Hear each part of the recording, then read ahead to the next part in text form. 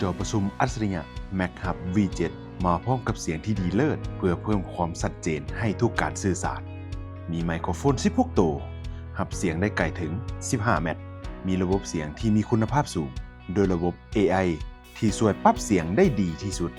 สามารถปรับเสียงเหมาะกับโหมดขาตั้งโหมดแบบติดฝาและโหมดปรับพื้นที่ให้เหมาะกับความต้องการของท่าน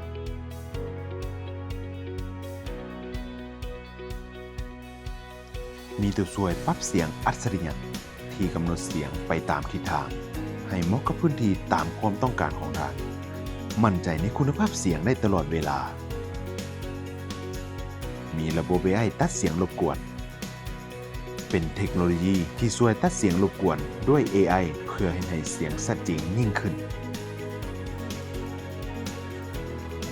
Maxap Export V7 Series.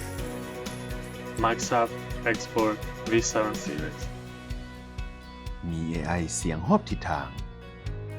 มีฟังก์ชันลดเสียงสะท้อนช่วยประมวลเสียงแบบอัจฉริยะ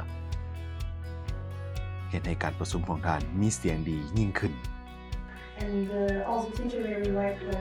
our software. Maxhub Connect, Maxhub Class Pro,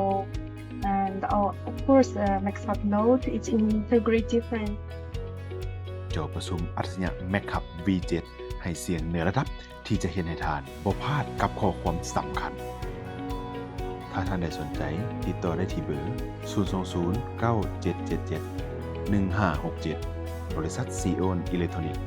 ตัวแทนจำหน่ายแบรนด์ Mac Hub หนึ่งเดียวในประเทศลาว